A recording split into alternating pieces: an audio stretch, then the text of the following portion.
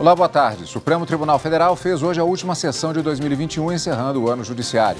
O presidente do STF e do CNJ, ministro Luiz Fux, fez um balanço dos trabalhos da Corte e disse que o Supremo priorizou processos que visaram salvar vidas e garantir a saúde dos brasileiros, sempre valorizando a ciência e rechaçando o negacionismo.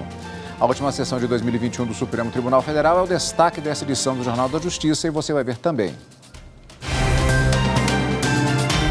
O Supremo deve julgar em 2022 decisão que obriga a cobrança de comprovante da vacina contra a Covid-19 dos viajantes que chegam ao Brasil. Ministro Nunes Marques pediu destaque no julgamento em plenário virtual. Com a interrupção do julgamento, fica valendo a decisão do ministro Luiz Roberto Barroso, que em liminar determinou a apresentação do comprovante de vacina por quem vem do exterior. O presidente do STF, ministro Luiz Fux, reitera a decisão que mantém presos os condenados pelo incêndio na Boate Kiss. E ainda, na reportagem especial dos 130 anos do STF na Era da República, conheça o instrumento jurídico adotado pelo Supremo que dá mais celeridade à justiça, o precedente qualificado.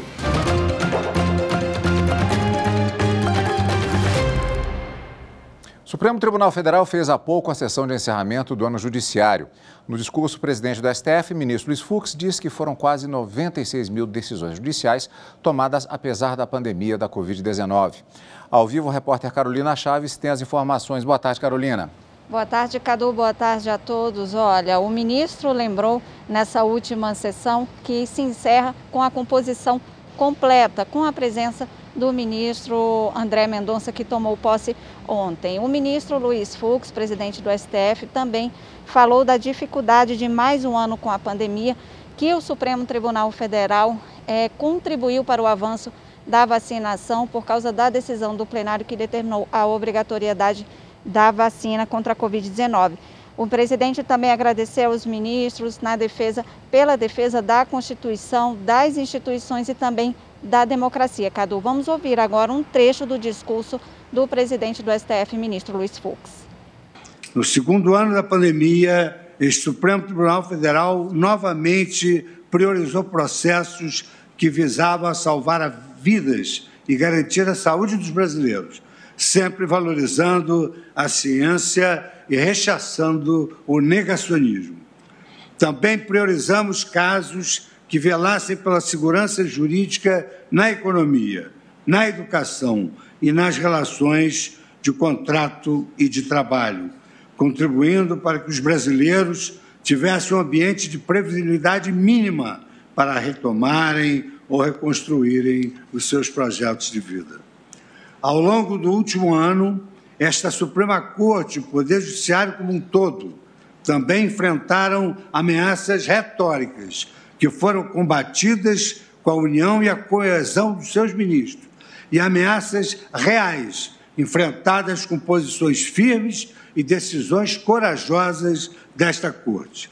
Os ministros tiveram sensibilidade e sensatez para colocar a defesa das instituições e da democracia brasileira à frente de quaisquer outros objetivos.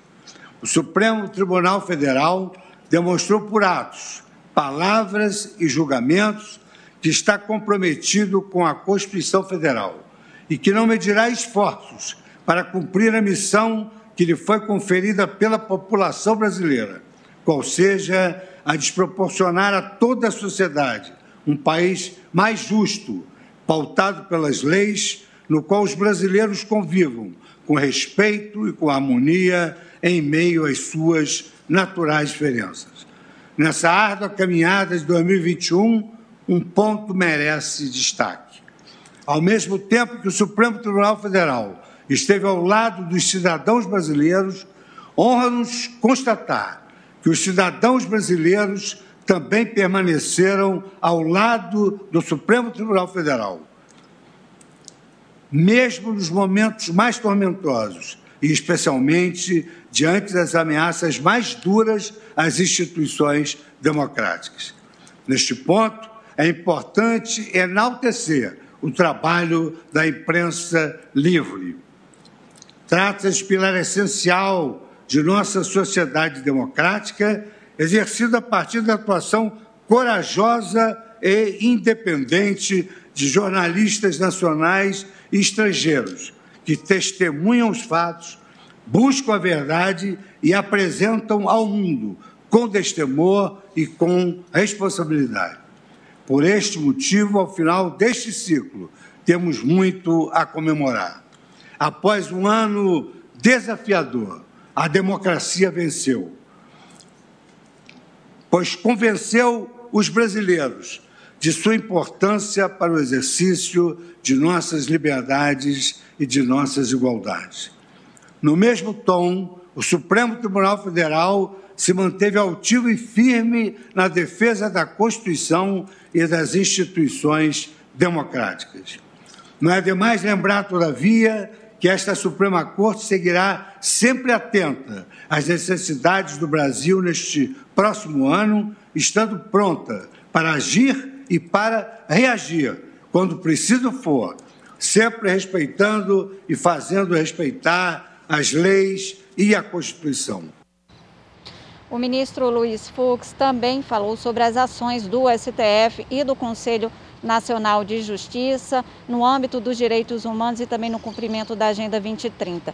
O presidente Fux falou que o Supremo Tribunal Federal é a primeira corte do mundo 100% virtual e que quase todo o acervo está digitalizado. O presidente Luiz Fux também lembrou que no próximo dia 19, a vice-presidente do STF, a ministra Rosa Weber, vai completar 10 anos no Supremo Tribunal Federal. E a decana, a ministra Carmen Lúcia, fez uma homenagem. Segundo a ministra, nesses 10 anos, Rosa Weber manteve valores de humanidade generosos e foi defensora dos direitos sociais e de minorias, mantendo a firmeza na garantia de direitos e também a leveza de uma mulher que a justiça precisa. Vamos ouvir um trecho dessa homenagem da ministra Carmen Lúcia. A ministra Rosa Weber conduz seu exercício profissional nesta década de árduos trabalhos nesta casa com a mesma acuidade e com o mesmo cuidado humano que somente grandes juízes são capazes de dispensar e que ela adotou desde sempre em suas mais de 4 décadas de magistratura. Zela pelas pessoas, cujas histórias são desfiadas nos processos, com a delicadeza da mão humana extremada e extremosa, e oferece justiça segundo o direito, tentando explicar à parte exatamente o que está a fazer. Eu fico sempre imaginando, senhor presidente, que se a justiça tem figura de mulher e tem, talvez a ela pudesse ser emprestado o figurino dotado do espírito que se projeta no desvelo com que a ministra Rosa Weber põe no seu desempenho.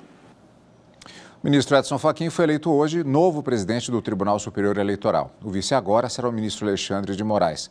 Fachin assume a função em 28 de fevereiro de 2022, no lugar do ministro Luiz Roberto Barroso, e ficará à frente do TSE apenas até agosto, quando se encerra o período dele de 2 anos na Corte Eleitoral. Ficou para o ano que vem a confirmação pelo plenário do STF da decisão que obriga a cobrança de comprovante da vacina contra a Covid-19 dos viajantes que chegam ao Brasil. O ministro Nunes Marques pediu destaque no julgamento em plenário virtual. Com o pedido de destaque do ministro Nunes Marques, o julgamento será reiniciado no plenário físico, com a manifestação das partes, voto do relator e de cada um dos ministros. O plenário virtual já havia formado maioria dos magistrados a favor da obrigatoriedade da apresentação do comprovante de vacina. Votaram a favor os ministros Luiz Roberto Barroso, relator do processo, Edson Fachin, Alexandre de Moraes, Luiz Fux, Rosa Weber, Carmen Lúcia, Ricardo Lewandowski e Dias Toffoli. Com a interrupção do julgamento, fica valendo a decisão do ministro Luiz Roberto Barroso, que em liminar determinou a apresentação do comprovante de vacina por quem vem do exterior. A medida também vale para brasileiros e estrangeiros com residência no país que viajaram depois do dia 14 de dezembro. Quem saiu do Brasil antes desta data poderá apresentar o teste negativo para a Covid-19 se não tiver o comprovante de vacinação. O ministro Barroso também determinou que a cobrança do passaporte de vacina seja feita pelas empresas aéreas no momento do embarque, para evitar tumultos nos aeroportos. Por maioria de votos, o plenário do Supremo Tribunal Federal confirmou decisão da ministra Rosa Weber, que autorizou a continuidade dos repasses das chamadas emendas do relator. 8 ministros acompanharam o entendimento que levou em consideração as novas regras de transparência adotadas pelo Congresso Nacional e o risco de prejuízos à prestação de serviços públicos. A decisão condiciona a execução das chamadas emendas do relator às regras de transparência firmadas pelo Senado Federal e pela Câmara dos Deputados. A liberação dos repasses pela ministra Rosa Weber foi na ação proposta por partidos de oposição que alegaram falta de divulgação do uso da verba pública. Em uma primeira análise, Weber havia determinado a interrupção dos pagamentos, mas os presidentes da Câmara dos Deputados, Arthur Lira, e do Senado Federal, Rodrigo Pacheco, anunciaram normas para assegurar maior publicidade e transparência na execução orçamentária. Daí, Rosa Weber reconsiderou. A maioria do colegiado acompanhou o voto da ministra, que levou em conta o risco de prejuízo à prestação de serviços essenciais à população e à execução de políticas públicas. O argumento também pondera que a revogação parcial da liminar não prejudica o julgamento final de mérito das ações que ainda tramitam no Supremo Tribunal Federal. As duas divergências foram do ministro Edson Fachin e da ministra Carmen Lúcia. O ministro Fachin votou no sentido de manter suspensa a execução das emendas de relator até o julgamento de mérito. Segundo ele, a falta de publicidade quanto ao uso dos recursos não foi devidamente corrigida. Já a ministra Carmen Lúcia entendeu que, não sendo possível constatar o cumprimento das medidas de transparência, não há motivo para alterar o que foi decidido anteriormente. O presidente do Supremo Tribunal Federal, o ministro Luiz Fux, reiterou a decisão desta semana que mantém presos os condenados pelo incêndio na Boate Kiss. O presidente do STF confirmou a decisão da última quarta-feira que determinou a prisão imediata dos 4 condenados pelo Tribunal do Júri por homicídio e tentativa de homicídio. O ministro Luiz Fux atendeu novamente ao pedido do Ministério Público do Rio Grande do Sul para sustar os efeitos de um eventual habeas corpus concedido pelo Tribunal de Justiça gaúcho. Fux ainda solicitou informações ao Tribunal de Justiça e à primeira vara do júri de Porto Alegre.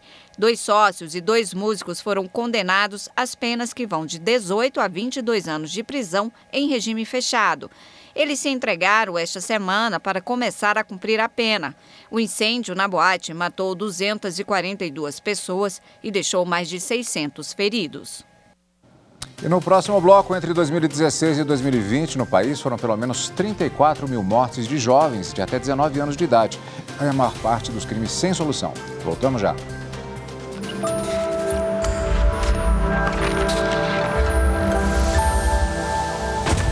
O centro da Constituição Federal é o direito à vida como inviolável e tudo aquilo que torna digna a existência. A segurança, as normas do trabalho, a economia justa, a proteção das nossas crianças e adolescentes, o amparo às nossas famílias, a saúde e muito mais. Por isso, quanto mais a Constituição for conhecida e cumprida, mais perto nós estaremos da nação próspera em que todos nós sonhamos viver.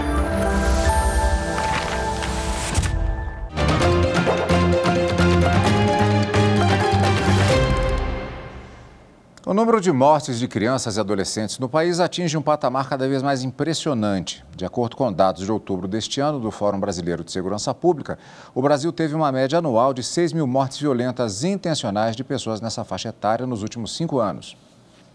De acordo com o último relatório divulgado pelo Fórum Brasileiro de Segurança Pública, entre 2016 e 2020 foram pelo menos 34 mil mortes de jovens de até 19 anos de idade. O cenário é ainda pior quando é levada em consideração a quantidade de crimes não solucionados. Os procedimentos relativos à apuração e responsabilização de crimes que resultem em morte de crianças e adolescentes devem ser prioridade em qualquer órgão de segurança pública. Isso porque a Constituição estabelece uma proteção integral para essa população. Ou seja, é obrigação dos pais e responsáveis, mas também de toda a sociedade, zelar pelos direitos e garantias dos menores. No Rio de Janeiro, por exemplo, quase 10 mil investigações sobre mortes de crianças não foram concluídas. É o que indica um levantamento inédito feito pela Defensoria Pública do Estado. O estudo revela que quase 80% dos inquéritos são crimes dolosos, quando houve a intenção de matar. A pesquisa revela ainda que as investigações no Rio de Janeiro relacionadas à morte ou tentativa de homicídio de crianças demoram em média 8 anos e 3 meses para serem resolvidas. De acordo com especialistas, a dificuldade na apuração desses crimes ocorre também pela falta de informações específicas sobre a rotina e os hábitos das vítimas. Os disparos de arma de fogo são a principal causa dos homicídios dolosos consumados ou tentados contra a vida de crianças no Rio de Janeiro. Mais de 3 mil vítimas morreram baleadas e as famílias ainda não têm a conclusão dos casos. Em seguida, a atividade policial representa 10,7% dos homicídios dolosos. E para contribuir com este assunto, a repórter Manuela Rolim conversou pela internet com o coordenador de Infância e Juventude da Defensoria do Rio de Janeiro, Rodrigo Azambuja. Vamos acompanhar. Doutor Rodrigo, muitíssimo obrigada pela sua participação. Vamos falar sobre essa questão dos crimes envolvendo crianças e adolescentes que muitas vezes ficam sem solução. Para início de conversa, eu queria perguntar para o senhor por que é tão difícil concluir alguns inquéritos envolvendo crianças e adolescentes. Boa tarde aos espectadores e a você, Manu. É um prazer enorme conversar com a TV Justiça. Essa dificuldade se verifica por conta da falta de investimentos nas investigações. Descobrir um crime, descobrir seu autor e levar, então, essa pessoa à justiça demanda a prática de uma série de atos que vão envolver recursos, custos, emprego de pessoal e, infelizmente, crianças acabam por não conseguirem ter o que a gente chama de competência de ação, que é interagir bem com essas agências encarregadas de desvendar os crimes, que são Polícia, Ministério Público, Sistema de Justiça, acabam tendo os processos que envolvem elas, ou seja, que elas são vítimas, acabam demorando mais. Por essa razão é que a gente tem tentado chamar atenção para esse fato e mobilizar essas agências para que essas investigações sejam mais rápidas. A falta de uma perícia ou o preenchimento, com poucas informações, às vezes do boletim de ocorrência, isso também dificulta o trabalho, doutor Rodrigo? Manu, com certeza. E especialmente tratando ainda de crimes que envolvem a morte dessas crianças, que normalmente vão depender de uma investigação e não crimes que a investigação é bastante curta, limitada, que decorrem da prisão em flagrante, isso vai envolver recursos para desvendar aquele autor, né? Então, perícias, oitiva de testemunhas, coleta de documentos, muitas vezes cruzamento de informações de telefone celular para chegar, na autoria. Dou um exemplo aqui mais comum aqui no Rio de Janeiro, aquele caso do Jairinho, do menino Henri Borel, demandou uma série de provas periciais. Então, isso demanda custos de recursos, um estudo da Unicef e do Comitê para a Prevenção de Homicídio de Adolescentes aqui no Rio, que a gente faz parte, mostra a deficiência na prova pericial, e por isso que a gente também tem tentado fazer com que essas perícias aconteçam de maneira a contento. Sobre esse assunto, doutor Rodrigo, eu queria que o senhor falasse um pouquinho sobre a Lei Rio Ágata, que trata sobre essa questão, né? A gente tem a compreensão de que nem todos os crimes acabam, Manu, conseguindo ser investigados. São muitos crimes que acontecem, muitas notícias que chegam na polícia, né? Então, a gente tentou trazer a prioridade que já está na Constituição, né? A criança e adolescente tem que ter seus direitos atendidos com prioridade absoluta para a investigação desses crimes. Reorientar a polícia a investigar primeiramente esses crimes em detrimento de casos de furto, de energia, de água, ou até um roubo que aconteceu. Não que ele não vá ser investigado, mas primeiro é preciso ter esse compromisso com as nossas crianças, que vão ser a geração do nosso futuro, né? Então, esse compromisso também perpassa por investigar crimes que envolvem a violência letal contra eles em primeiro lugar. De uma forma mais geral, qual que é o papel do Estado, diante dessa questão? Qual que é o papel do Estado diante da família que fica ali com aquele crime sem solução, que perde uma criança, perde um adolescente e não tem nem solução para aquele caso, para aquele crime? Mano, o ideal é que essa violência nunca aconteça, né? Essa perda antecipada da vida é lamentável e a gente deve ter mecanismos de proteção social que cabe à família, à sociedade e ao Estado para evitar. Mas, acontecendo esse crime, o papel do Estado é dar a essas famílias o direito à memória, justiça e verdade, que, na verdade, corresponde ao quê? A realizar uma investigação séria, imparcial e efetiva, apontando, portanto, aquele autor do crime, desvendando o que aconteceu. Doutor Rodrigo, queria agradecer muitíssimo a sua participação aqui no nosso jornal e até uma próxima. Até uma próxima. E veja a seguir na reportagem especial dos 130 anos do STF na Era da República, conheça um instrumento jurídico adotado que dá mais celeridade à justiça, o precedente qualificado. Voltamos já.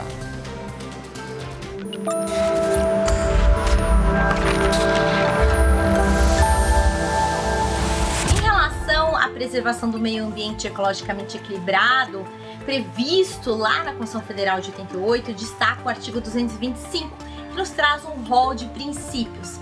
A partir da interpretação desse dispositivo com o 170, também da Constituição Federal, nós temos o princípio do desenvolvimento sustentável. Então, a nossa Constituição Federal de 88, ela consagra esse princípio do desenvolvimento sustentável, sendo totalmente compatível com o Acordo de Paris.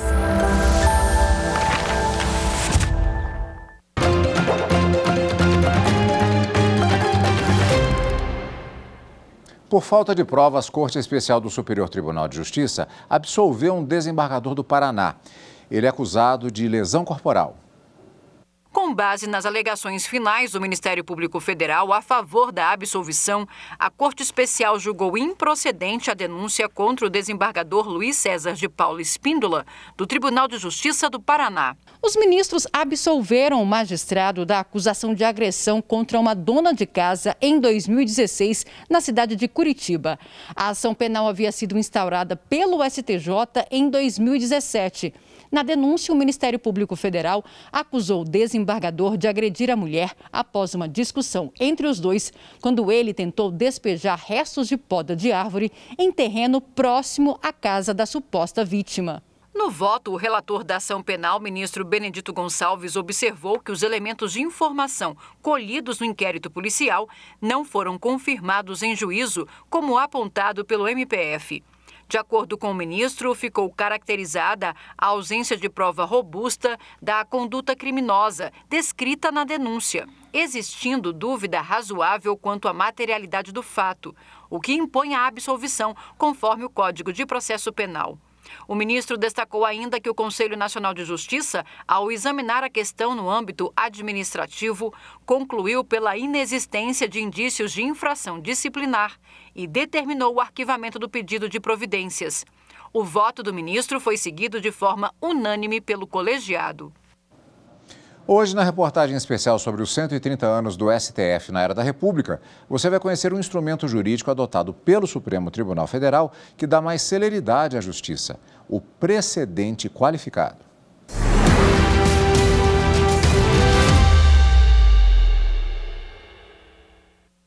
Você sabe o que é um precedente qualificado? Não. Faz nem ideia? Nem ideia. O senhor sabe o que é um precedente qualificado? Eu não. Tem nem ideia? Não. Não. Faz nem ideia? Nada. Sei não. O precedente qualificado foi criado por meio da Lei 11.418, que entrou em vigor em fevereiro de 2007. O instrumento jurídico serve para padronizar o entendimento sobre determinados julgados de relevância econômica, política, social e jurídica. Para impedir que cada magistrado tenha um entendimento diferente sobre o mesmo tema, o Supremo Tribunal Federal fixa uma tese que serve de guia para todos os demais tribunais. Como explicar, por exemplo, para dois aposentados do sistema previdenciário público que um tem o reajuste, porque entrou na justiça, e o outro, que também entrou na justiça, não tem o reajuste, o mesmo reajuste.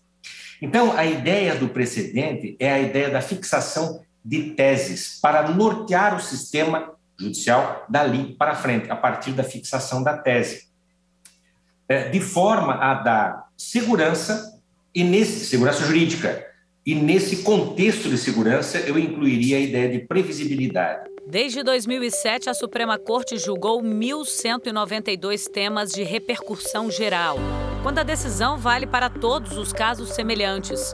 Esse tipo de julgado, além de trazer mais segurança jurídica, ainda ajuda a diminuir o estoque de processos represados. Desde que o precedente qualificado foi instituído há quase 15 anos, a Suprema Corte conseguiu reduzir em 1/3 o número de recursos extraordinários. Em 2006, haviam 123 mil recursos extraordinários tramitando no STF. Em 2021, são 46 mil. A quantidade de precedentes qualificados julgados durante a pandemia teve um salto de 320% por causa do plenário virtual. Em 2019, o STF julgou 32 temas de repercussão geral. Em 2020, saltou para 135. Neste ano, a Corte deve chegar a 60 julgados com precedente qualificado. Decisões proferidas pelo Supremo Tribunal Federal no julgamento dos recursos extraordinários com repercussão geral, no julgamento das ações do controle abstrato de constitucionalidade, a exemplo da ADI, da DPF. Decisões como essas, por exemplo, são consideradas pelo Código de Processo Civil como precedentes qualificados, porque essas decisões elas vinculam o tribunal que as proferiu e vinculam também os juízes de primeiro grau, os tribunais de segundo grau e os tribunais superiores. Racionalizar os julgados do STF foi um dos compromissos assumidos pelo presidente da Suprema Corte, ministro Luiz Fux, que determinou a criação da Secretaria de Gestão de Precedentes, com a missão de receber os recursos para análise e triagem. A segurança jurídica que o Supremo traz, criando precedentes, pode evitar, inclusive, novos processos, ou pode, inclusive, ajudar em conciliação ou na resolução de questões que não precisam necessariamente ir até o judiciário. Nós temos hoje 75 milhões de processos em andamento no Brasil. Não precisamos desse tanto de processo e o Supremo está atuando forte nisso. A Secretaria ainda faz o trabalho de catalogação, indexação e divulgação dos julgados com repercussão geral. O instrumento de pesquisa conta com mais de 4 milhões e 700 mil acessos. Paralelamente a essas consultas, o STF lançou em setembro desse ano um compilado dos precedentes qualificados, na intenção de facilitar a pesquisa dos profissionais da área de direito.